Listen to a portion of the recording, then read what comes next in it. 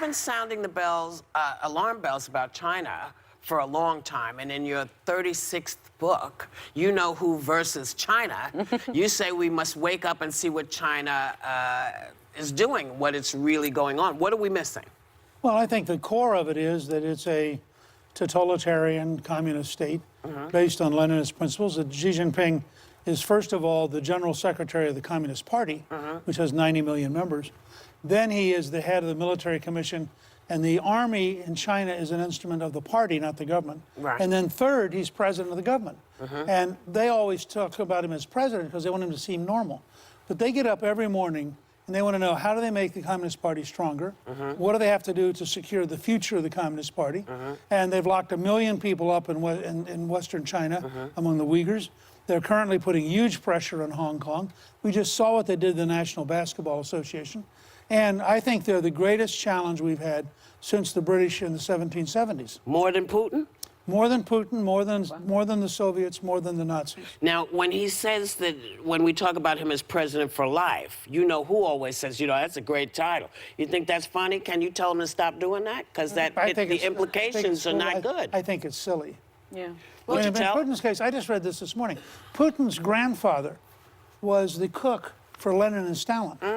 I mean, Putin has a nice, legitimate tradition of being a tyrant.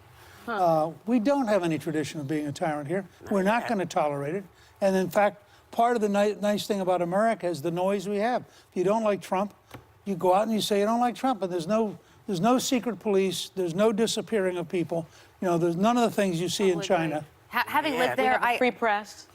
Yeah. having lived there, when I saw people speaking their minds, their internet getting shut off or being caned, sometimes it got quite violent. I said to myself, as ugly as free speech can get, and it gets ugly, don't ever complain, because the alternative is far worse. And the president, this is an issue that he has been maybe tougher than any president before him on China, on being taken advantage of. But this is where I think he loses people like me, and I think a lot of people, when he tweets out, he congratulated China on the 70th anniversary of communist rule.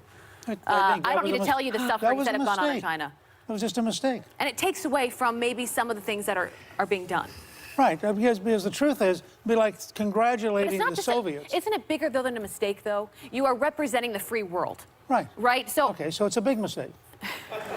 But he continues to do it over and over and over again. Well, why does he continue to get a pass? Part of the complexity that makes it challenging for me, not for you, is that a lot of things he does are historic. As you pointed out, he's the toughest president we've ever had on human rights in China. He's the toughest president we've ever had on the Chinese cheating on trade. So in some ways, you look and you go, wow, that's really good.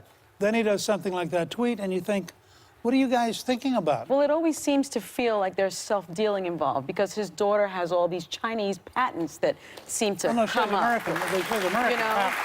But she also has... Wait, she has American patents. Let's be fair. It feels she a has little American self-dealing. patents, which she got before her father was president, when she ran her own business. She got some... I would think you'd be in favor of So here's what's happening, y'all. She got some after.